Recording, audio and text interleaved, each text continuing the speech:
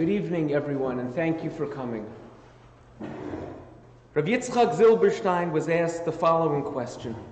A young woman, unfortunately, suffered abuse at the hands of her father, and she wanted to engage in psychotherapy.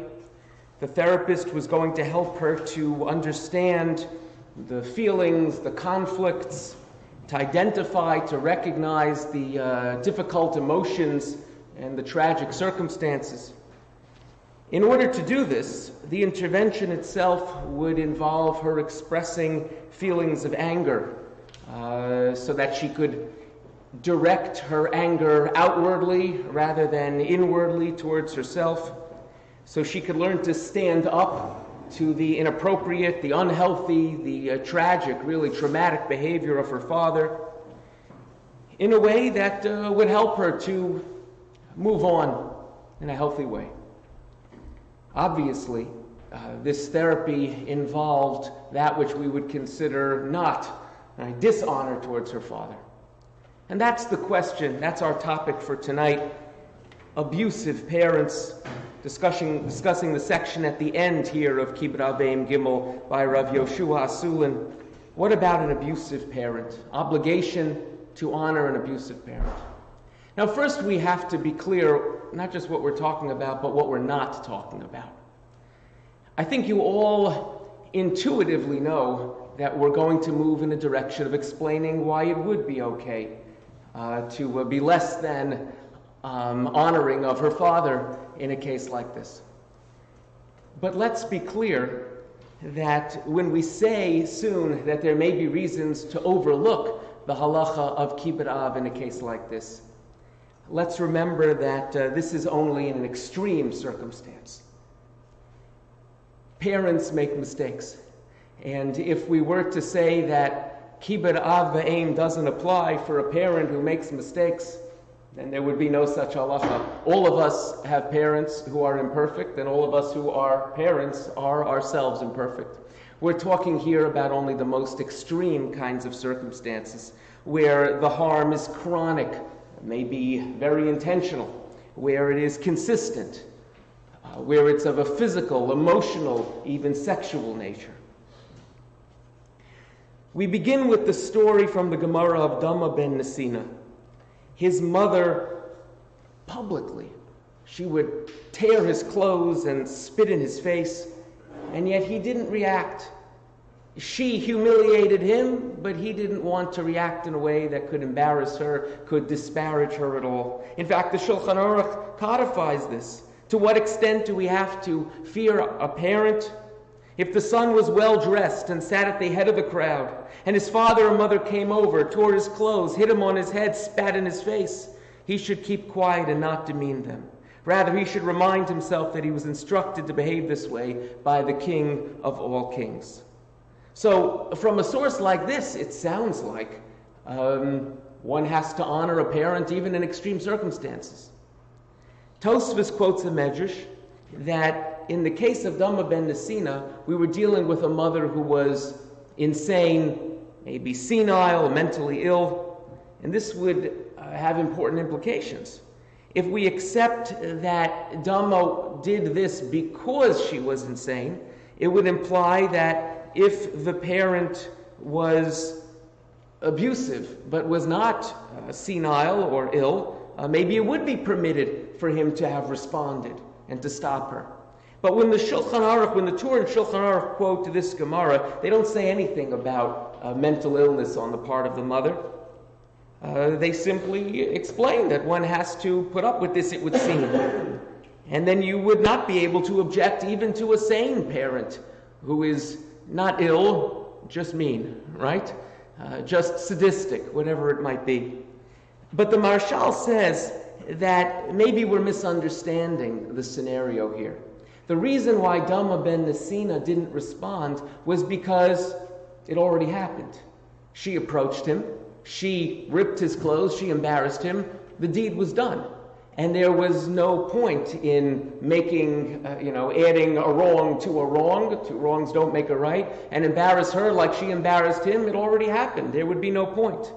But the language of the Shulchan Aruch would seem to imply that that's only after the fact. If there's something to be done to prevent further abuse of the child by the hands of the parent, that it would be permissible. So this would be a first approach for us to suggest that in the case of an abusive parent, the child does not have to submit, but quite the opposite, can respond very strongly in whatever way it might be required to prevent the abuse or to better the child's position. There's also the sugya of a wicked parent.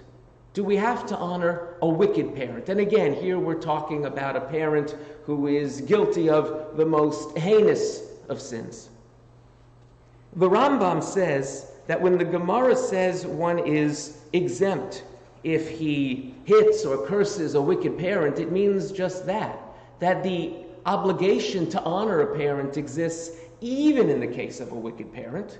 But if he hit his wicked parent, if he cursed his wicked parent, he's exempt from punishment. But there is still a chiyuv of kibbud avayim in a case like that. Wicked meaning sinners? We're talking here about, without going into detail, but very serious sins, right? Tosfos, on the other hand, says no. If the father is a rasha and he has not yet done tshuva, not yet repented, then there is no obligation to honor such a parent whatsoever. And that's what most of the sugyos in the Gemara seem to imply. What about lahalacha? The Shulchan Aruch paskins like the Rambam that there would still be an obligation of kibbud avayim, but the Ramah says no. If we're dealing with a father, a rasha, who is not yet a Baal Tshuva, there is no obligation to honor him, and that's how the Aruch HaShulchan paskins like the Ramah, and he says that that's how most poskim paskin, that there would not be any obligation at all, which would make things simple in our case. If this parent truly is wicked, as evidenced by the abuse, if not by other actions that the parent demonstrates, then the child would not be obligated in kibbud. And again, as the Aruch HaShulchan points out, really to reiterate what we said, wicked means repeatedly. Not that the parent once committed a serious avera, but if the parent habitually violates serious averos, in a case like that, there would not be an obligation of kibbud. Finally, he quotes the Maherik. The Maherik is talking about a somewhat different scenario, but the 3 points that the Maherik makes, each of them could shed light on our scenario of the abusive parent. The case that the Maherik is dealing with is of a father who tells his son not to marry the woman that he wishes to marry, presumably instead to marry someone else. So the Marek says the son need not acquiesce to his father's request. Number one, we know that kibbud av is mishel av. We are supposed to, let's say, serve food to our parents, but that food is supposed to come from the parents or money provided by the parent. So if we're not required to pay a monetary price on behalf of our parents, certainly in a case of not marriage, people would pay a lot of money to marry. What does an engagement ring cost, right? We pay a lot of money to marry the spouse of our choosing. Certainly to marry somebody else, you would not be required. And it isn't just money. There would be a great emotional toll if someone was to be prevented from marrying the spouse that they wish to marry and instead to marry somebody else. So if the Marek is saying you need not marry someone simply because your father says don't marry her, instead marry this other individual, then kal v'chomer in our case, would you have to submit to horrible abuse, to emotional pain, to an abusive relationship like this? Certainly not. Number two, the Marek says in the case again of the father who doesn't want the son to marry the woman of his choosing, we know that you need not obey your parent when they are ordering you to disobey Torah law. After all, they too are obligated in Torah and mitzvos. Now the halacha is that one is not permitted to marry a woman without seeing her. This would probably lead to a situation, a very poor shalom bayis, a truly blind arranged marriage like that. That halacha does not allow for that. So here, the father is saying, don't marry the individual you wish to marry. There would not be shalom bayis in a case like this. Marry the person that I'm forcing you to marry against your will. Well, that goes against the halacha. So in our case, again, you could say kal v'chomer. If the son allows himself to be abused by his father, well, his father, in essence, is asking him to go against Torah law. And he is Kain Misayeh. He is an enabler.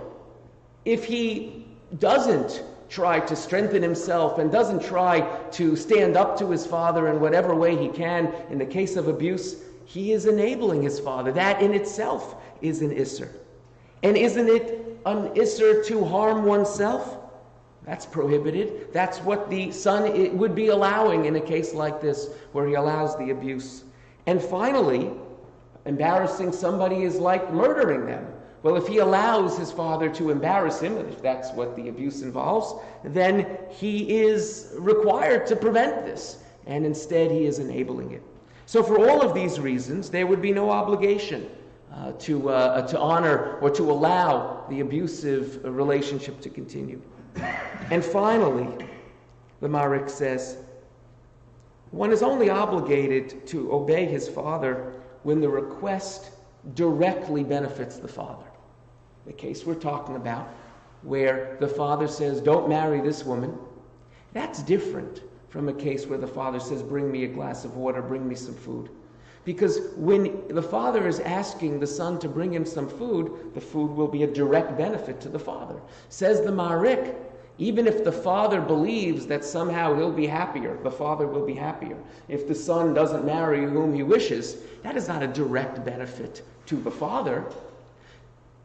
So in our case, allowing the abuse to continue, even if we were to conjure up a case of some sort of sadistic father who gains some enjoyment at abusing his son, clearly that's more similar to the case of the father not wanting the son to marry, not a direct benefit, whereas it's dissimilar to the direct benefit that a father gets from asking for food. So the Marek said in that case you don't have to listen to the father. So in our case, similarly, we would suggest that the child need not submit to the abuse.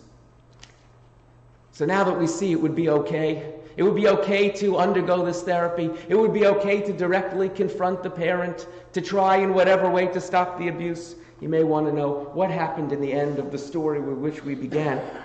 Well, the patient began to stand up to her father's attempts. She became more used to standing up for herself.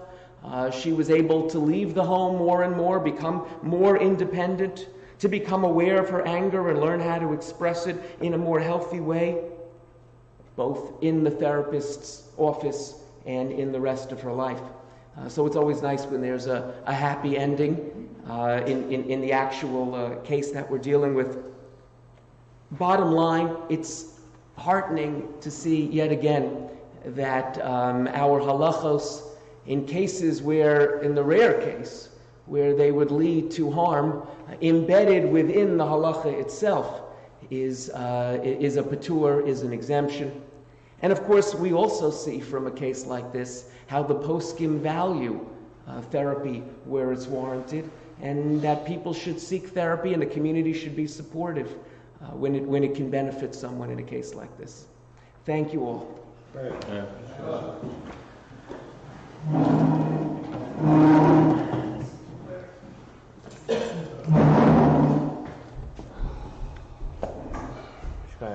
It's not clear from any of those reasons. Of the three Marek reasons, or any? Any. Oh, I think any, unless I was fun. If the situation is one where there is no current abuse, and this is just psychoanalysis happening 10 years later, and in order to get over your psychoanalysis, right, because the case we were dealing with was an ongoing situation. Right. Well, I guess we would have to say, here would be one of